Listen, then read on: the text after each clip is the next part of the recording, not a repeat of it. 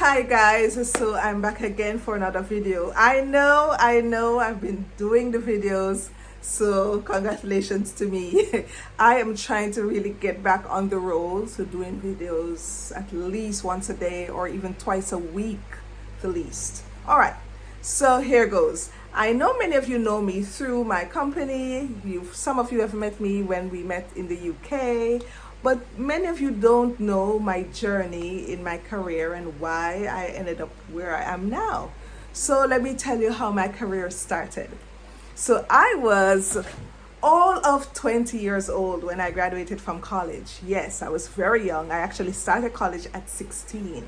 So very young. I was still a little bit green, meaning that I wasn't experienced. I had just academic knowledge, but I didn't have substantial knowledge because I was so young.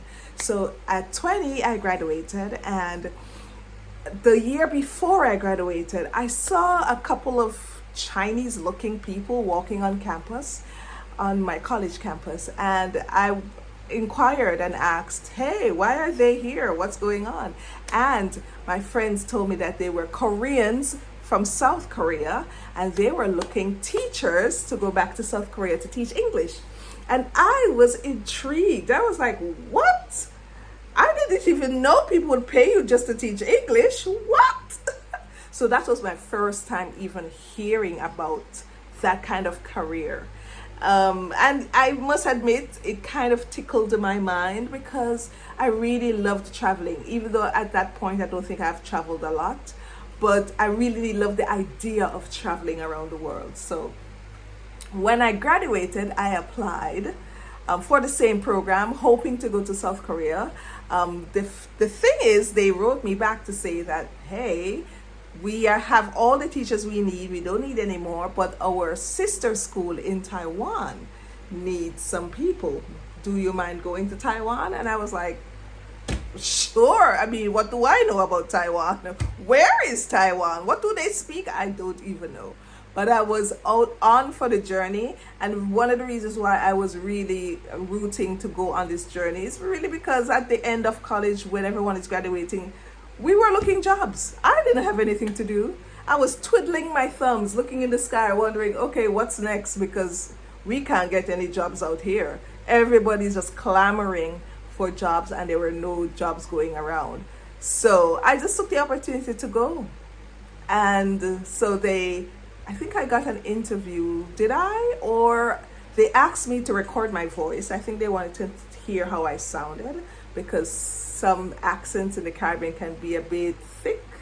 So I recorded my voice, sent them the recording, filled out some forms, got the visa, and went on my first long haul trip.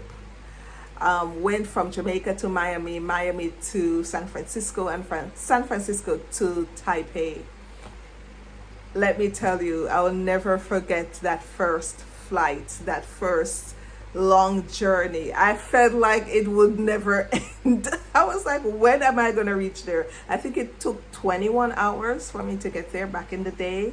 So it was really, really long. But I remember just being excited. You know, when you're young and you're just starting off in life, I mean, this is the first time that I'm going to see the world and gonna meet people, and I was just overwhelmed with excitement.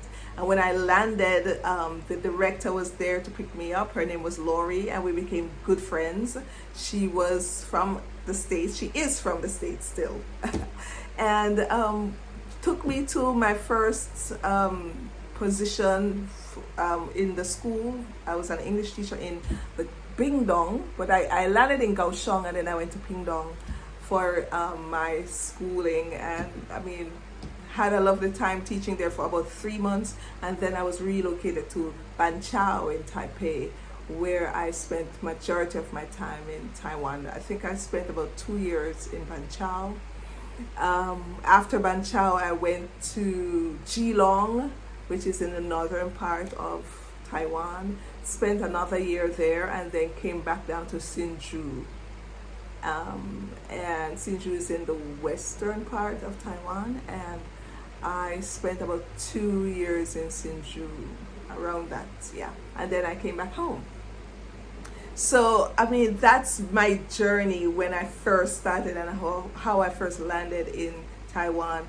I do remember, like I said, loving to travel. So I traveled all over Taiwan, went to the major cities, met other teachers from the school that I worked for, because my school is a chain school. So it had schools in every major city. So we would meet up, all the teachers, the foreign teachers would meet up, and we will, have a ball. We would have our teachers retreat every year. That's always fun. And of course, I would always try to go somewhere.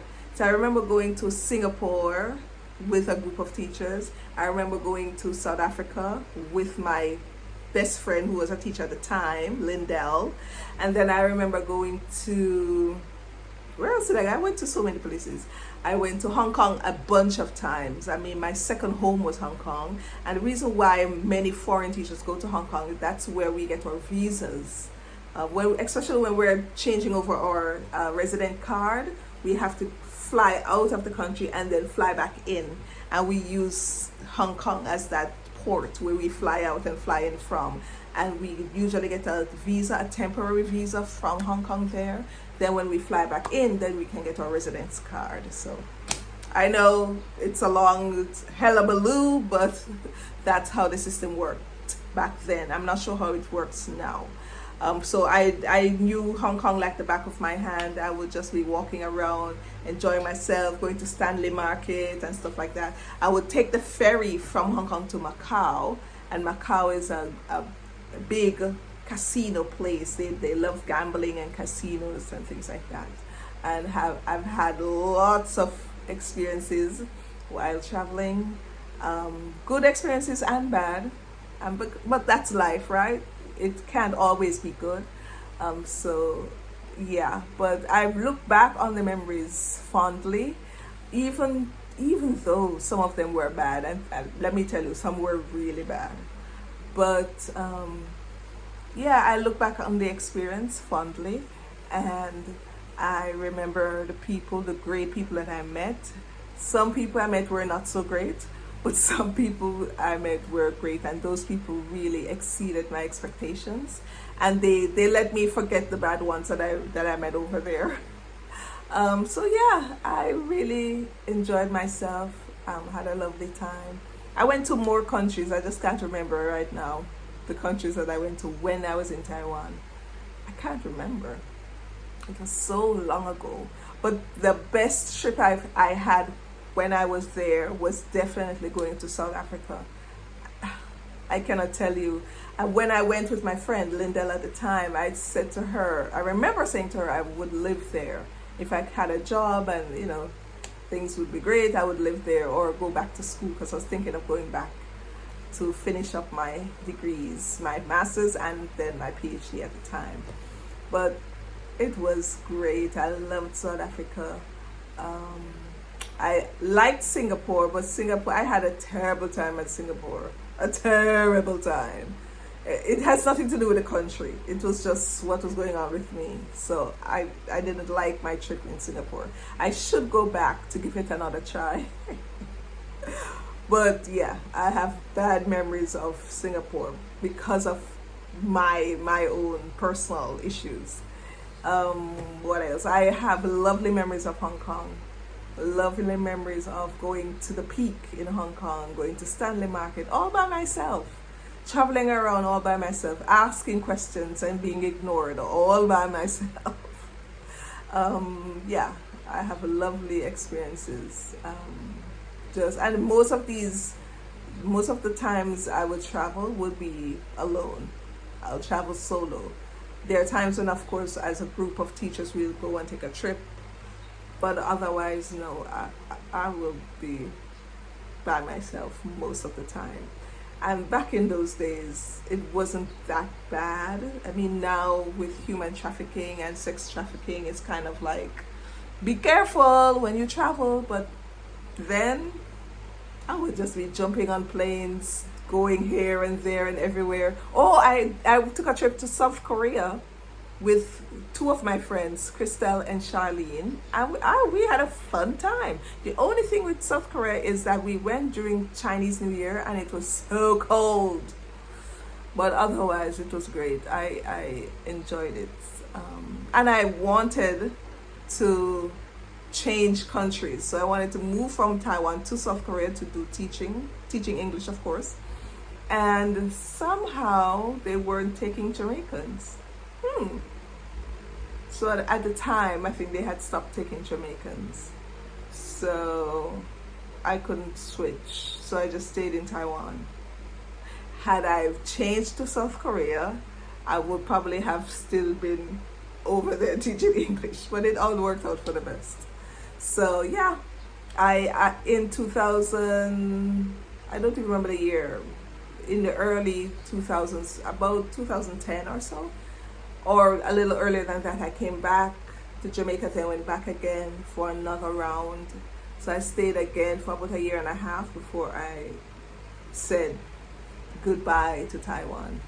And yeah, I haven't been back since. I would love to do a reunion trip, just to go and talk to all the friends that I've met and just talk about life, to be nostalgic really with the memories, and to think of the things that I learned. I grew up in Taiwan.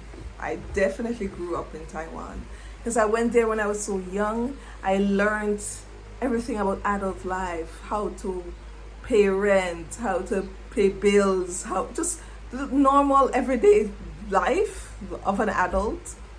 That was me. Yeah, and trying to be responsible and doing all the things, making friends, settling in a new culture, learning the language, accepting who I am, because as you can see, I'm a black woman, and in a monolithic and monocultural society like Taiwan, you can go and for years and not see another black person sometimes. So you have to really be grounded and rooted in who you are, and really self-confident and have a healthy self-esteem to survive in that kind of culture. Some people were open and flexible and welcoming, and some were not.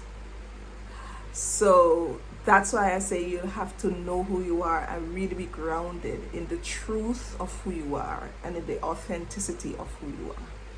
So when I went there at 20, I wasn't, because I was so young and I was still a bit fickle, still battling a bit of low self-esteem and speaking, still struggling with speaking up for myself, standing up for myself, and advocating for myself.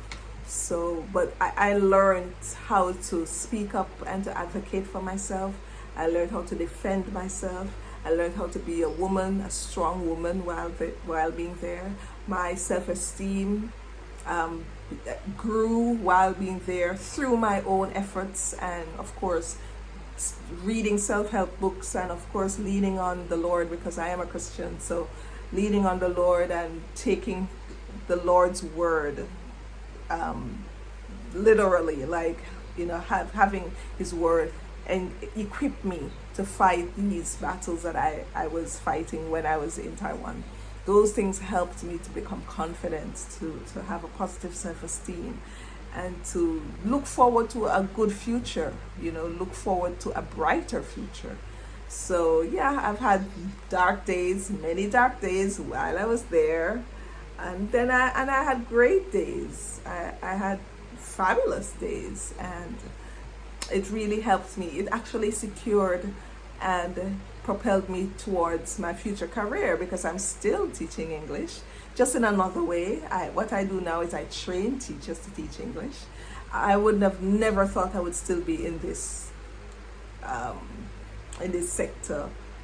I would have never thought that I would still be doing this kind of job. I thought, okay, I taught English in Taiwan. That's that part of my life. When I come back to Jamaica, I'll do something else.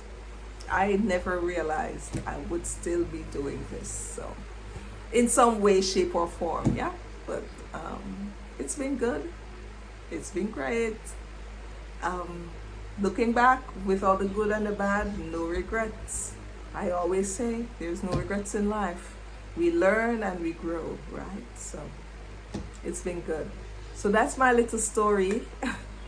Hopefully I can share some tidbits of different experiences I had when I was traveling in Taiwan and the other travels that I've done. I've been to many countries and just seen a lot of things, experienced a lot of things that I would love to share with you. But otherwise, thank you guys for listening and see you next time. Bye bye.